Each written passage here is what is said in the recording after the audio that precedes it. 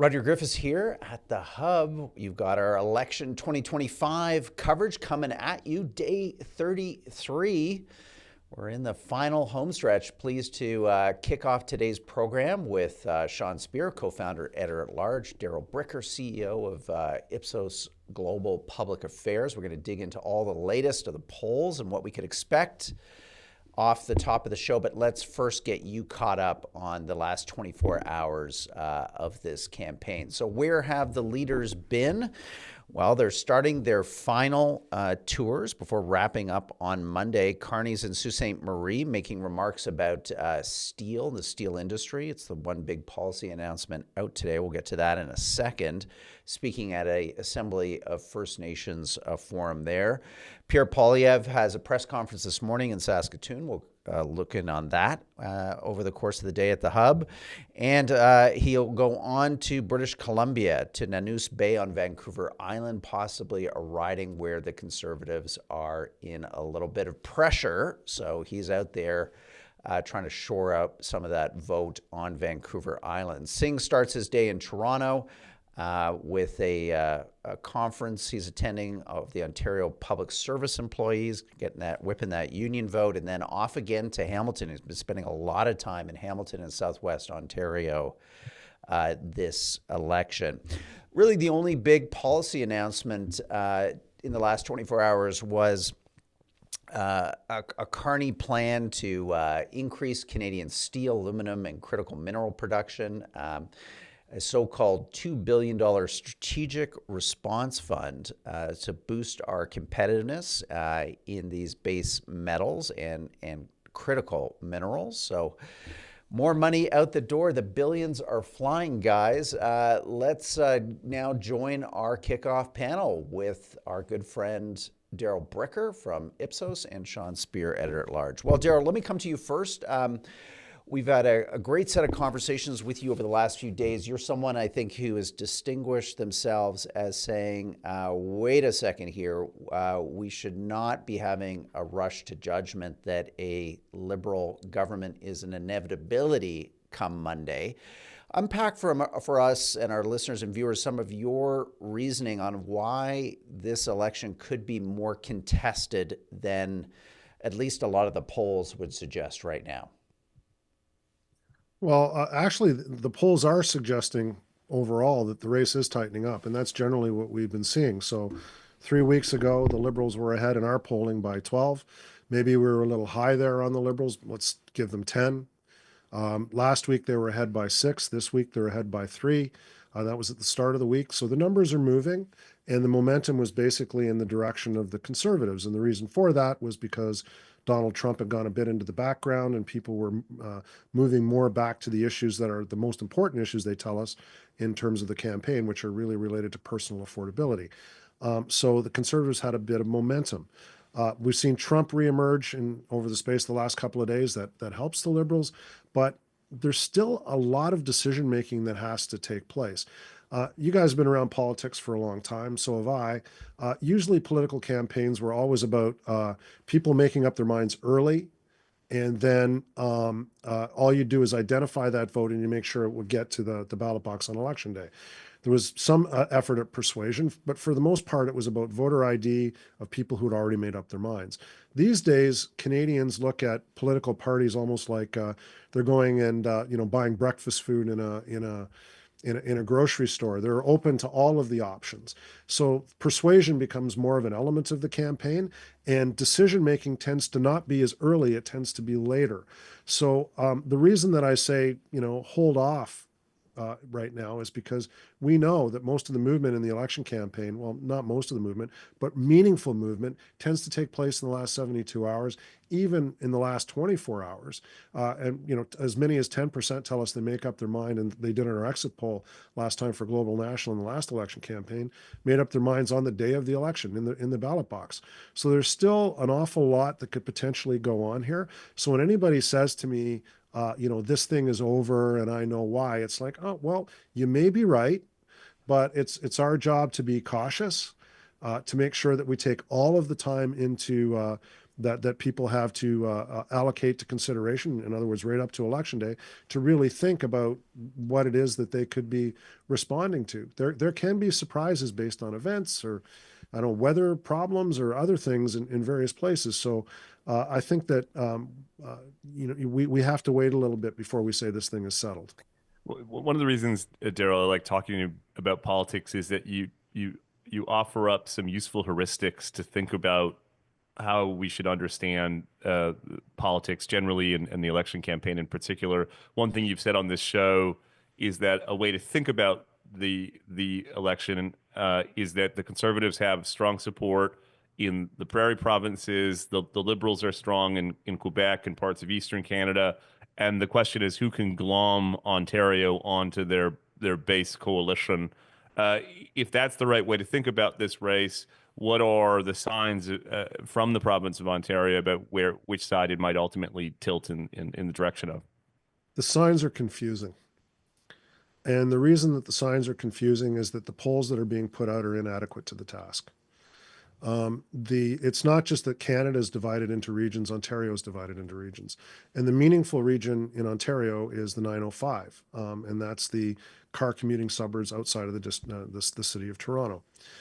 The problem that we have this time is that there's a very specific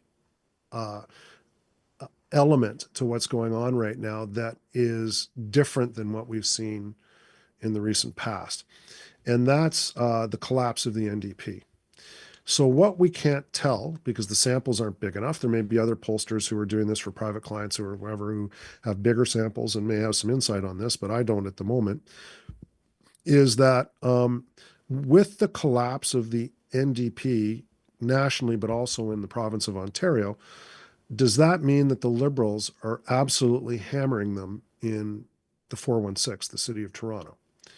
And there's signs that that's the case. I mean, the Jagmeet Singh is here right now, as Griffiths was telling you, or even in Hamilton, tells you how bad it is for the NDP right now in the province of Ontario that he's here, whereas riding isn't even here.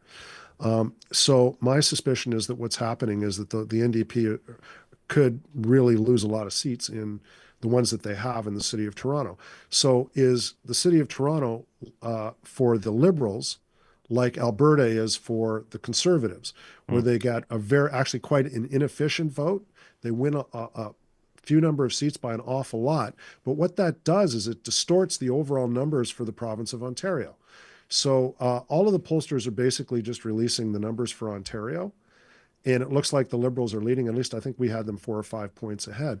But I don't know if that's because they're 4 or 5 points ahead evenly distributed across the province, or they're really doing well in downtown Toronto and maybe close in the 905. Maybe the Conservatives and the Liberals are close in the 905. If that's the case, then the race is even more competitive than the numbers show. And by the way, all these seat models that come out, and I'm a fan of them, we do our own, but they're very contingent on what happened in the last election campaign, because all they basically do is they just take the current results and they adjust the results in the various ridings by the change. So if the Conservatives are up by 10 points in this race, all the ridings that you have in that region are up by 10 points, and then you just look to see who would win or lose in that hypothetical election. And the pollsters only release basically the numbers for the province of Ontario. So all of those polling models are dependent on that. They don't have detailed information about what's going on in these subregions. And that's where it can be a little confusing and a little tricky, particularly when something doesn't follow the pattern of the past, which is the collapse of the NDP this time. So I'm open-minded about what could happen. I'm not saying that the election isn't settled and what we have today is what we're going to get, isn't what we're going to get on Monday, but there's enough indicators out there and enough peculiarities in this election that I think we need to be cautious.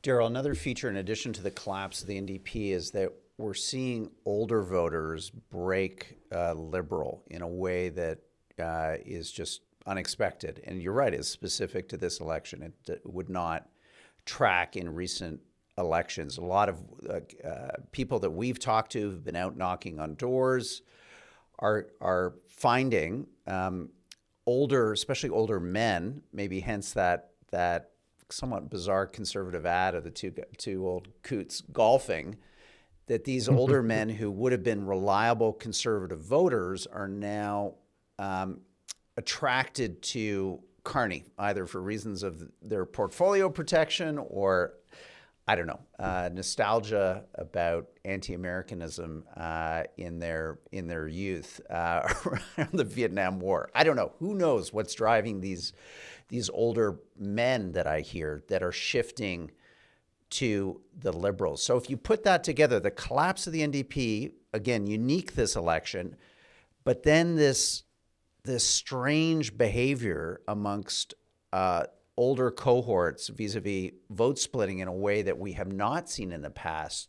Those are some big headwinds that the Conservatives are walking into, aren't they? Well, yes and no. Yes, because they tend to be the most reliable group of voters. They're the people who habitually vote. But the problem is people who are kind of on the fence and switching and going back and forth one way or the other aren't necessarily the people who are going to you can rely on to show up. So it's like, for example, I know that there are the NDP vote didn't collapse and disappear. It went to a couple of different places. It went to the Liberal Party because they wanted to stop the Conservatives, but there's also private sector union people who've gone over to the Conservatives. So the question is, how committed are you when you make that kind of a switch away from something that you've done for a long time? That's what we don't know. So even when I hear numbers like voter turnout is way up, okay, my response is, well, one thing I know, because I've been doing this for a long time, is voter turnout and early voting has been up in every election. This is not new. It's been a trend. It's been going on for a while. Now it's up a lot this time around. So maybe that's a harbinger of the fact that overall voter turnout is going to be up, but we won't know until after the election. So even things like you could normally count on, which would be older voters are more likely to turn up because they're very stable in their political choices. They've been liberal for life, or they've been conservative for life, or progressive conservative prior to that, or NDP, and they're going to show up and they're going to do what they did habitually. The old election campaign, right? Already made up my mind. I'm just going to deliver it on election day. This time around, it's difficult to say. It's difficult to say because there's a lot of counterintuitive numbers that are coming out, just like the ones that Richard pointed to. Demography flipping on its head. Daryl, you mentioned earlier that that in hindsight, Ipsos numbers may have been on the high side Yeah. for the Liberal Party's support, and I want to ask about the potential effects that has on people's perceptions of the race, which is to say, pollsters aren't merely capturing how people's intentions. Ostensibly, they're in something of a two-way conversation with voters about how voters are thinking about the different candidates and the trend line. How do you think about that as a pollster, and what are the risks? Well, if the reason I say we're on the high side is we may have been right for that day, but it might not have been that trend, right? This is what this is the problem with tracking polls, right? Tracking polls are as much affected by the adding of a new day and the dropping of an old day and the bounce that causes in the average as they are by actually anything that's happening in the environment. That's why you have to be cautious about tracking polls. They tend to be a little late. They catch trends later than the ones that are done over a shorter period of time. And the ones that are done over a shorter period of time may be just capturing something that's happening that day. Yes. That's why you usually need to be in field a couple of days so you can you're not affected by one day's particular news cycle. But some days you're going to catch a draft of support for a particular party, and it's going to be a little higher than the average. So I think pollsters have to be, honest about this. There's obviously a margin of error, although margin of error for online polls is not really a thing. But some days you'll just be a little more high or a little more low on any of the parties than the average. And when that's the case, is the average wrong, or are you maybe a little high or a little low? I think we were a little bit above the average, which is why I'm saying that. But the average is a pretty good indicator, I think. And if you look at the tracking polls, or not the tracking polls, but the averages over time, particularly among the more credible pollsters, they've all been showing a narrowing. So the trend that's the trend. If it's the narrowing is from 7 to 5 or 6 to 4, that's really not the question. It's the general trend. So the responsibility of the pollster, I think, is to be deeply skeptical of your own work and to be honest about it. And that's what I try to be every time. Yeah. You're here, and that's why we love having you on the show, Daryl. Yeah, and love the way you're helping me and our audience kind of understand actually how polling works. It's not just a bunch of numbers slapped on the front of a press release. There's a lot of both objective work that you do, but then also, some careful history and learning experience that you bring to the methodology and then more importantly to the interpretation. So Daryl, thank you so much for coming on the program. My pleasure. Well, there you have it, Sean. It'll be fascinating to come Monday, see whether, some of this uncertainty that, someone with Daryl's 30 years of experience in polling shows up in terms of, either misunderstanding how votes are being allocated provincially in some of these numbers, which, certainly could impact the seat models. If Daryl's right and the NDP vote has collapsed in the GTA, does that mean maybe that 905 is different than we currently might think of it if we just looked at the provincial number overall?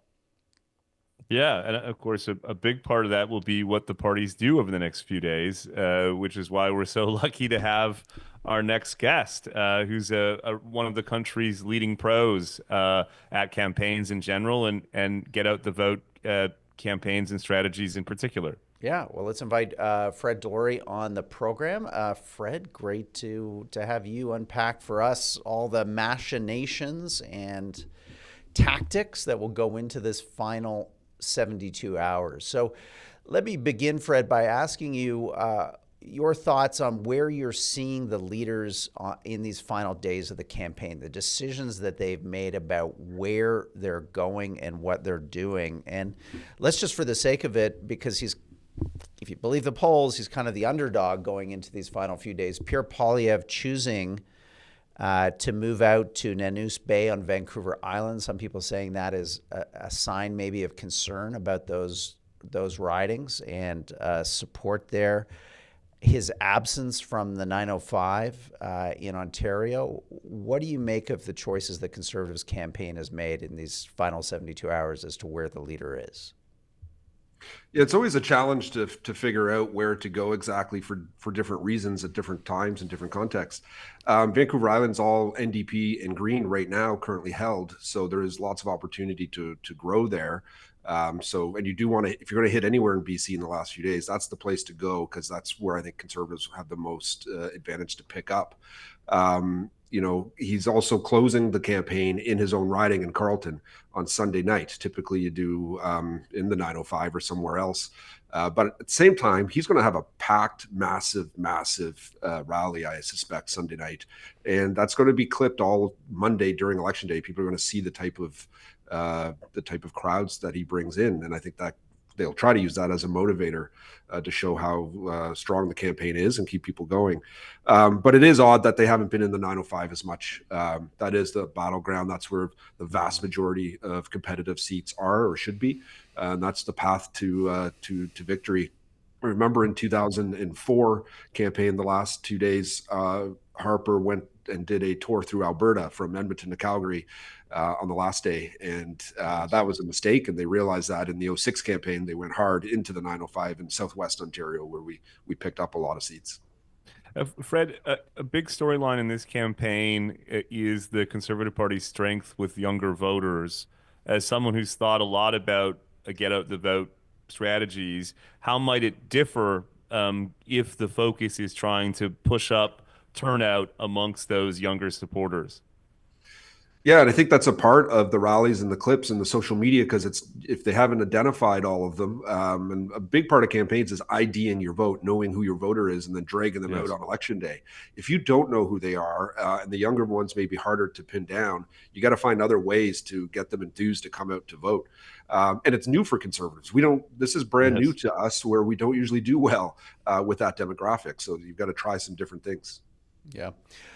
Let's talk about Mark Carney's choices towards the end of this campaign. He seems to be sniffing around a lot of traditionally conservative territory, like Peterborough in Ontario. You can think of some other ridings again around the vote-rich GTA, but then also spending time in the final week here out east, when one would think that the Liberals, historically, if they're going to do well, they often sweep Atlantic Canada. What do you make of his movements and the Liberals' choices as they round out this campaign kind of tactically? Yeah, it's interesting. Atlantic Canada 2-3 months ago, the Conservatives were going to maybe then sweep that region, and with the shift and everything, it's now moved back into the Liberal column. And I would say he's just going there to shore that up and to make sure, because that is a big voter block for them. There's 32 seats in Atlantic Canada. That's a lot. For the Libs to hold. In Peterborough, that's a place where Conservatives may be vulnerable right now. If the NDP disappear, we win those ridings with 45% of the vote. But if that all coalesces under the Liberal, that's going to be hard for us. Yeah, let's stay on the subject of three-way splits for a minute, Fred. As you say, the Conservative Party is poised to probably win a larger share of the popular vote than they've had the past couple elections, and may still have the same outcome. As you're thinking about GOTV over the next couple of days, how does the likelihood of a two-party race in a lot of English Canadian ridings influence your strategy? It changes the game. So when we're doing GOTV, you've been spending months or years IDing vote in the riding. And when it comes down to the last few days, you've got your teams out there dragging the vote out. You've got your Engage app that the Conservatives use. That basically it lists everywhere and walking routes where you go, where you can knock on doors to pull people out. And as you're going and you're entering the data, getting it from Elections Canada, you're getting the percentages of how much of your supporter has voted, and you're getting the percentage of the non-supporters who have voted. Typically, you want to be in that high 30s, low 40s of your percentage coming out. That is your vote, because that's what you need to win when you have a three-party system. That game has changed right now with the NDP collapse and the Liberals eating that vote. That 35-40% is not enough necessarily if the NDP is all going into the Liberals. So when you're doing your GOTV, the numbers that you typically, and for every Conservative campaign at every level I've worked at, don't count anymore. Mm-hmm. Yes. Fred, just to get into a little bit of detail, it's fascinating. So on election day, if I get this right, Elections Canada is feeding the parties what information? And this is all happening in real time? Like, are you updating? No. Like, is it scrutineers? Sadly, Elections Canada is very archaic and old in how they do it. We have to send people to each riding polling station. So like 150 polling stations, we got to have volunteers or runners go in and collect bingo sheets. Which basically gives the number of every voter is assigned a number, and when you vote, it's written down, and you can go and collect those, and then you pull up your Engage app on the Conservative side. Liberals would have theirs, and the NDP theirs, and you just punch in the numbers, and that will update the Conservative database and knock off those people. Okay, we don't have to go knock on their doors or call them again. Elections Ontario has they use computers, which is a great like great that invention. That thing we haven't had around for 50 years. That thing thing called a computer. So I just did ground game for Doug Ford's Conservatives provincially here, and Elections Ontario, I think it was every 15 minutes, gave us an update of everyone who voted in the province. Wow. So instead of having our volunteers running around collecting bingo sheets and inputting data, we were just having people knock on doors, make phone calls, do the actual get out the vote stuff. But Elections Canada has not caught up at all with that for some reason. Just in parentheses, for those listeners and viewers who haven't participated in a local campaign, keep in mind that some of these ridings are massive. And so you can have people driving around for hours back and forth to different polling stations, calling the campaign head office to provide the numbers over the phone. It really is a pretty archaic system. Fred, you mentioned Ontario. I don't want to ask too much of you, but are you prepared to hypothesize a bit about who these Carney Ford voters may be? That is to say, there's clearly a gap between the Progressive Conservative Party's performance in the province of Ontario and where the Conservative Party seems poised to to pull out on Monday. What would explain that gap? Who are these voters who are voting for Doug Ford provincially, but not for Pierre Poilievre federally? Well, I think Ford and Poilievre are two very different politicians. They may have similar brand party that they're a part of, but they're not at all alike. They have very different tones, and I think Ford has a much more trusting and commanding tone when it comes to dealing with Trump. I mean, he did a fantastic job of basically making himself Captain Canada when Trudeau was absent, when he was prime minister in the fall on these issues. And that allowed him, obviously, the position of government allowed him to do that. Poilievre is a leader of the opposition and has been campaigning like a leader of the opposition. And I think when people are uncertain, they don't like that. Yeah. So, Fred, what's your gut telling you going into the final days here? Do you think the situation is more fluid than some of at least the seat projections seem to be indicating? It's really hard to tell. Anecdotally, I talk to people all across the country regularly, campaign managers on the ground, and I'm getting different stories everywhere. People are in some ridings that we don't hold. They've never seen more enthusiasm. People are fired up. They can't keep signs in the office. Donations are coming in. And in other parts of the country, I'm hearing the opposite, or there's enthusiasm, but we've lost all the women vote, essentially. I was talking to someone this week out west who was telling me, they went and re-ID'd all of the previous voter ID that they'd done before the election, just to get a sense of if it stuck with them. And what they've noticed is the women that were previously voting Conservative have all moved to the Liberals. And this is a Conservative seat that I'm talking about that I would be very worried that we could lose now because of this. That's fascinating. Well, Fred, I'm going to forgive you for the Hillary Rodham Clinton biography and your back shot there because you have I'm some not Play-Doh. in my regular office. You're not the first to raise that. You got I some am Play-Doh. borrowing an office to do this podcast just to. Yeah. I see a Bill Clinton Now we know who bought biography it. too. My life. Yeah. You're the second person to raise that in one of these, so I actually need to take note of that and remove that. Yeah. Well, look, Fred's a friend of the Hub. Yeah, and it's great to talk to you, Fred. Yeah, thank you so much. Happy to talk. We're just giving you a hard time for fun. We'll do it again soon, Fred. Thanks for coming on the program. Right. Well, Sean, here we have it, Friday. We're going to record the roundtable later today. So if you're watching this and listening on demand, please head over to our podcast app or YouTube channel, and Sean and I are going to do our final roundtable. This is our weekly show where we dig deep into the political trends and policies that have been driving the conversation. I look forward to that with you, Sean, shortly.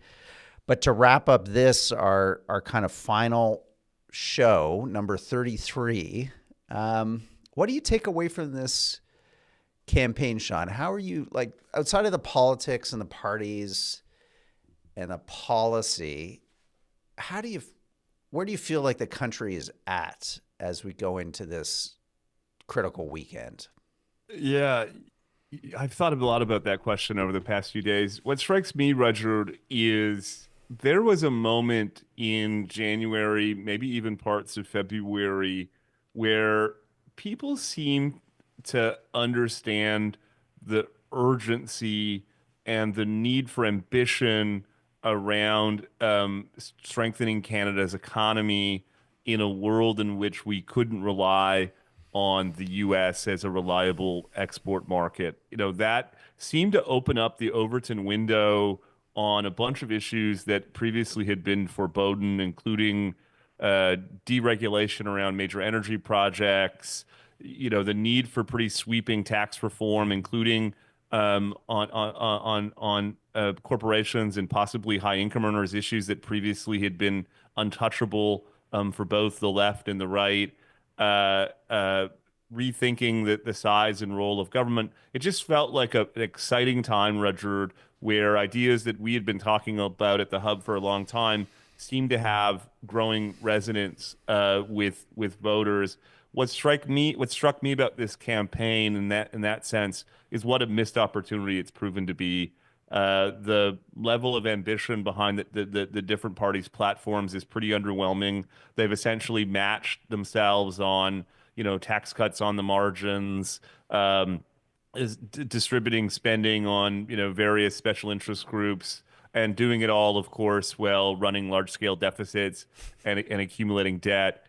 So in that sense, notwithstanding what people were saying about the moment, including the two-party leaders, the plans that they delivered and the kind of conversation we've had over the past 33 days has struck me as a bit disconnected from that urgency and ambition that we saw soon after Trump's inauguration. Yeah, a lot of nest feathering by everyone and everything over the last 33 days. My only comment, I guess, is a feeling of regret for Generation Z. This is a generation that has borne the brunt of lockdown during COVID when frankly their health risks were very, very low, but they locked themselves down for everyone else. They then went through this inflationary spike that just further reduced their quality of life, their ability to afford the things that they want and need.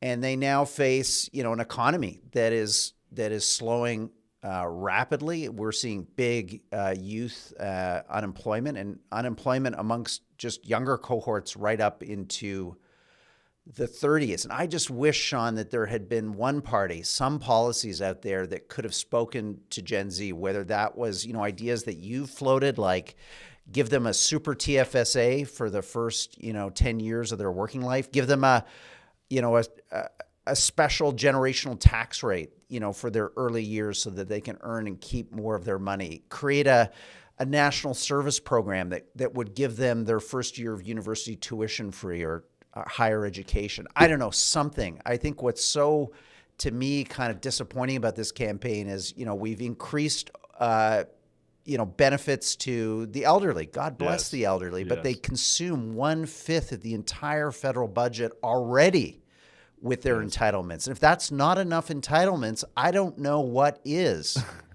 So, Sean, I feel for, we got a whole bunch of Gen Z folk working here at the Hub. We love them. We like their passion, their energy. And I just feel like none of these parties and leaders, it's all been lip service. There's nothing substantial that's been delivered to this generation in this election. Yeah, well said, Richard. And listeners and viewers need to understand that our public finances already tilt in a direction that is biased towards older Canadians. There's some logic to that. In a way, what the welfare state does is provides income support to people in retirement and healthcare services to people as they age. But given it already is organized that way, and the aging demographics that we're facing, more and more scarce dollars are going to push in that direction. And as you say, there's a strong case that the political class ought to have signaled to younger Canadians, those who are ultimately going to bear the brunt of those costs, that they have a stake in the country and a stake in the government and a stake in Canada's future themselves. And as you say, that was mostly missing from this campaign. But it's only one of the many fault lines that the next prime minister is going to have to manage, isn't it, Rudyard? We've talked a lot about age polarization in this election. That's something relatively new in Canada. There's the gender polarization that Fred mentioned, which is manifesting itself politically, but one gets a sense it's there's something deeper there. We're seeing younger Canadians less inclined to enter into relationships. Marriage rates are down. Fertility is rock bottom. The relationship between men and women in our society is something difficult to talk about, but pretty fundamental. And then there, of course, is the regional fault lines that we've really spent a lot of time discussing over the course of this campaign. The next prime minister is going to inherit a pretty combustible situation, I think, in Western Canada, to say nothing of the possible election of a separatist party in Quebec next year. If the first priority of the prime minister is national unity, whoever wins this race is going to have their work cut out for them. Yeah. Well, Sean, let's put a pin in today's show. We'll say goodbye to our on-demand listeners and viewers and urge everybody who is listening to this as this day 33 of the campaign unfolds and into the weekend to join us on election night. We're going to be live starting at 7 p.m. Eastern.